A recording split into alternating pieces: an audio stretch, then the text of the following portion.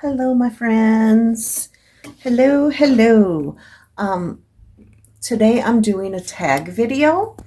I was tagged by Aurora from Lavender Hazelwood Witches, and the tag is Show and Spell.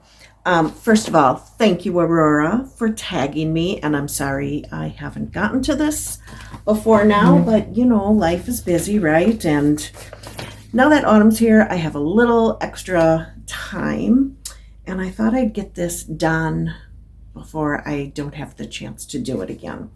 So this hashtag was started by Cara of Pagan Crafting, and I will leave all the links for their videos in the description box. So please check them out, and any of the others that have done this. Several people have shared their apothecary. The hashtag is called Show and Spell, and so we're showing our apothecaries. So there's 13 questions, and as I go through the questions, I'll probably just be showing you my apothecary while I'm doing the questions. So let's start. So let me first start by saying my whole yard is my apothecary. Welcome to my apothecary.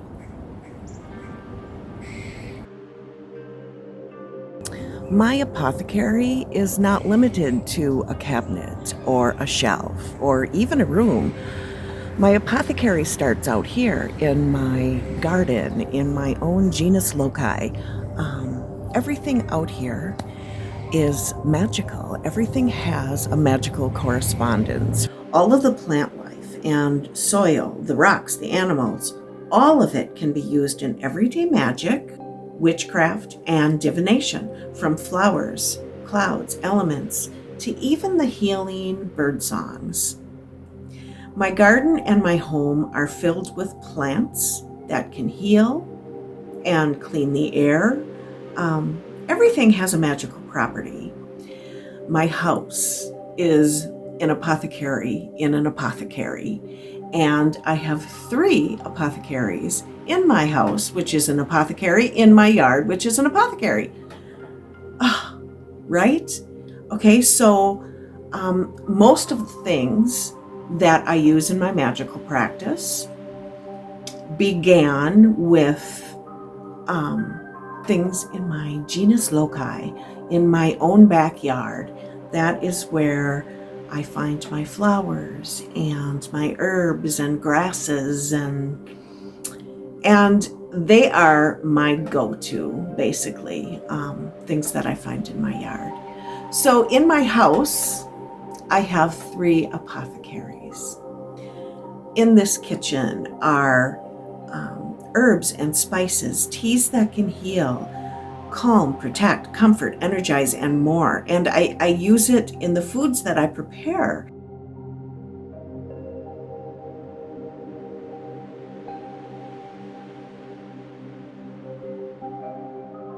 I have brooms hanging around when I need or want to sweep away the unwanted.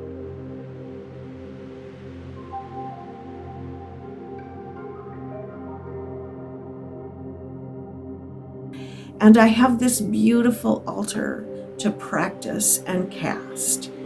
That is what I'm doing when I'm cooking.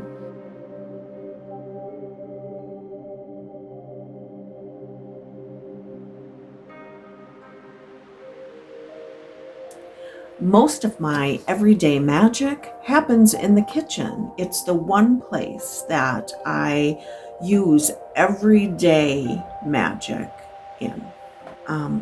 The rule in my kitchen is everything on this spice rack needs to be edible. My bathroom has an apothecary, medicines, tinctures, healing bath salts. The rule in here is everything has to be safe for my skin. So this is the place that I think most of you are here to see. This is my studio, and it's small, but it's enough. It's where magic and witchcraft are performed. I have supplies for art magic, And I have a collection in here for magic of a different kind. Stones and crystals, oils and candles. And in here, ingredients for spellcraft, herbs, flowers, spices, resins, oils, alcohol, and my curios, bones and skins, shells and sand, feathers and feet, things to heal, banish, ward, protect, repel, bring good luck or good fortune, things that I use for divination, communication, and worship. So let's get down to the questions, right? Number one, the origins of your apothecary and how did you begin your collection? So I've always been a collector of things. Most of my apothecary started with things from my backyard, stones and plants and dirt, just things that you would find outdoors. Over the years, my apothecary has grown as my practice has developed and grown. My apothecary is quite large. I do have things that I've bought in my apothecary. But my go-to, the things in my backyard. Like, that is what I use for most of my magic. This is the stuff I find in my yard and in the area I live. So we have in here things like daisy and lilies. We have chamomile, coral bells, lily of the valley. We have gladiolas and roses, lots and lots of roses. We have yarrow and carnation, hydrangea. What do we got here? Geranium. I have straw flowers and phlox and just so many things. This is mainly flowers. This shelf here, let's go down a notch. This shelf here has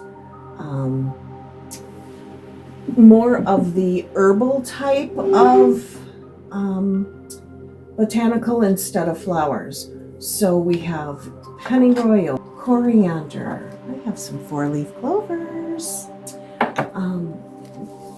basil and oregano, tarragon, all the things you'll find in your garden. What do you use for storage and why? I used to think it was so important to have cute little jars and wonderful little labels on the little jars. Oh, how witchy they would look. Everything had to be in glass. I don't feel that way anymore. I don't feel that way at all. My attitude about what I store my herbs and flowers in has changed. If I buy herbs or spices in plastic containers, I no longer empty the plastic container and put it in a glass jar and toss my plastic into the recycling bin. I'm trying to be a good earth advocate. I know things can be recycled, but it takes energy to recycle them. I use jars that held food. I use my old mason jars and old vases. These are in plastic. Oh boy, that's such a problem. I will never buy fancy jars to store my herbs in just to throw the plastic container away. The amount of energy that goes into recycling something and the amount of plastic that we think is recyclable but never really gets recycled, you'd be amazed at that. So I'm going to tell you, storing something in plastic, in the plastic it comes in, rather than a jar does not make your magic any less powerful. And it does not make your herbs or flowers or botanicals any less powerful. And Mother Nature's going to thank you in so many ways, countless ways. Number 3, what is your labeling process and what do you use? I don't put a lot of effort into labeling my botanicals. I used to make these cute little labels with burnt edges and beautiful typed letters on it. I don't do that anymore. I basically just put a sticker on it with the name of what it is. There are some things I don't even take the label off of it before I relabel it with what I have in there. Like I have a jar with a pesto label on it and I didn't take the label off. I just wrote right over the label what is in that jar. A little sticker with a name on it is sufficient. Don't get me wrong, I appreciate a good witchy aesthetic as much as the next guy, but at my age and stage of witchcraft, I'm concerned more about how something works than I am with how something looks. I'd rather spend my time living and loving and working magic than making fancy labels that really don't matter to me. Number 4, favorite or most special item and why? This one's easy. My animal curios. So this is where I might show you some animal parts. So if you are triggered by that, you might want to skip ahead. I'll try to put some timestamps in so you can just skip ahead over the animal parts. But for those of you who dig some animal parts, here we go. I have a wonderful curio. My most special item is my animal curio. All of these special pieces were ethically sourced, of course, and are from many places around the world. I am so lucky to have a girlfriend. One of my dearest friends is a world traveler, and she finds me things from all over. She always comes back with something for my apothecary. I have an array of different bones, skins, insects, animal parts, hair, wool, from all around the world that I use in both my magic and my spiritual practice. You will often find pieces from my animal curio on my altar as well as in my spell casting.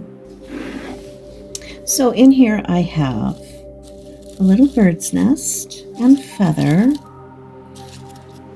This fell out of a tree while my husband was having his lunch at work, and he brought that home. And I have, these are 2 little beehives. This is a sparrow that I found during the spring one year, and it was in the parking lot at work.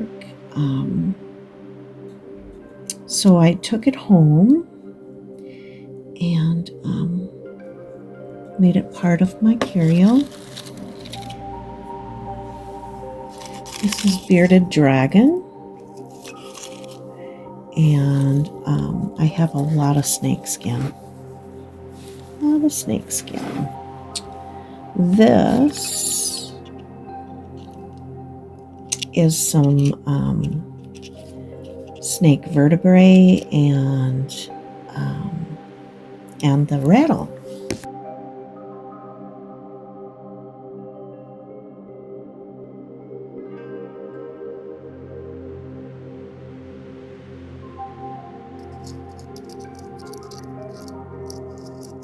A little moth.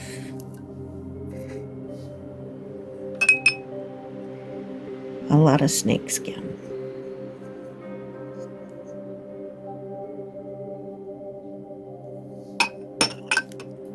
My girlfriend brought this back from a trip she went on. She found that in the woods. This is from a crab. And this is a fish scale under there. fish bones, and starfish, sand dollar. What is your most historical item and what is its significance? Some might say that my most historical item is my tile from Elvis's patio. I don't know what I'll ever do with it. I've never used it for anything. I've never used it in any fashion. So I'm going to say my most historical item is my graveyard dirt, my cemetery dirt from my parents' grave. They are my history. They are my ancestors. The dirt is like so special to me that it sits on my altar always.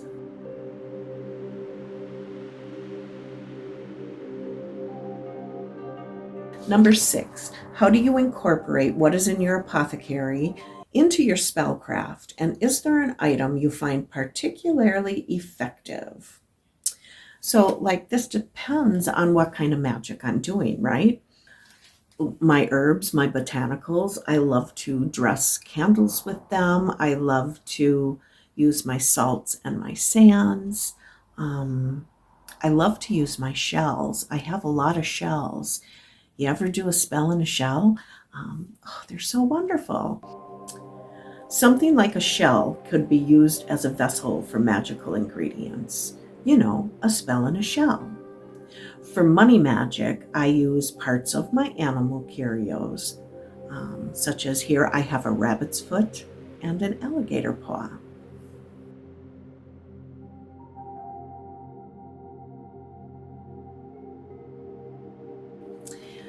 What is my most effective? I cannot say. Sometimes everything's effective and sometimes things don't go the way you planned. Number 7, my most rare and unique item, that would be my bee. My husband found it when he was working. It came in a box that was shipped from China. It wasn't alive, of course, and he took special care to get it to me. My husband collects me so many things. It's wonderful. It's used for more baneful spell casting because, well, look at it. Number 8, what steps do you take to preserve and care for your items? I try to keep all my oils, botanicals, and such out of the sun in a cool, dry place. Something like these coffin nails are stored in sand to keep out any moisture that could damage them. My animal curios are treated with great respect, safely in their own box.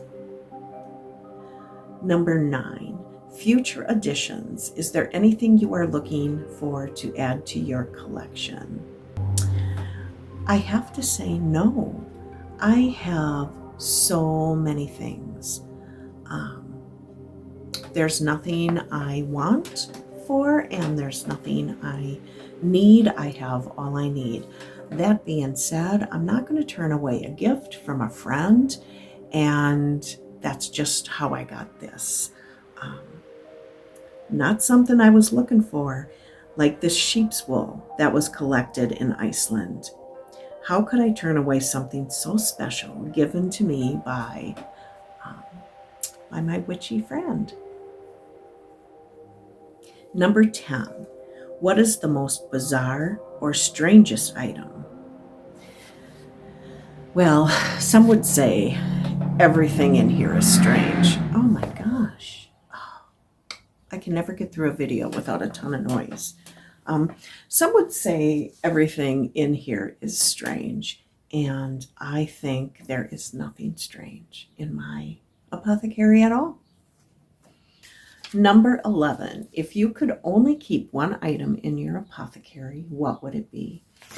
That is so hard. That is like the hardest question because I use almost everything. I'd have to say, as far as botanicals go, or herbs or flowers, thistle is my thistle is a go-to flower for me. It's very versatile. You can use it for so many things. Number 12, advice for those just starting an apothecary.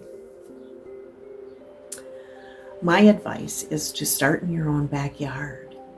Start with your own genus loci. Take time to build it. Don't be rushed. My apothecary is large, but it doesn't need to be.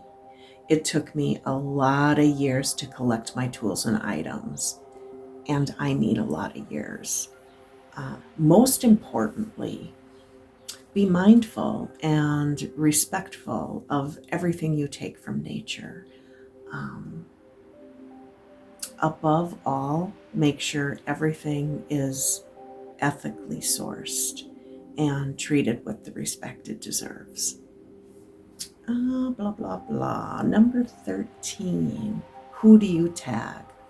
It's so fun to look at other people's magical goods and all the bits and bobs that are in their apothecaries. So yeah, I tag anybody who wants to do this, but specifically,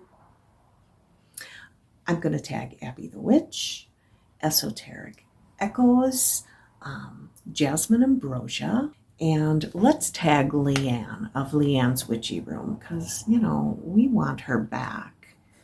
We want her back making videos, and this is a great one for her to start with. So, what's in your apothecary? Strive to be happy.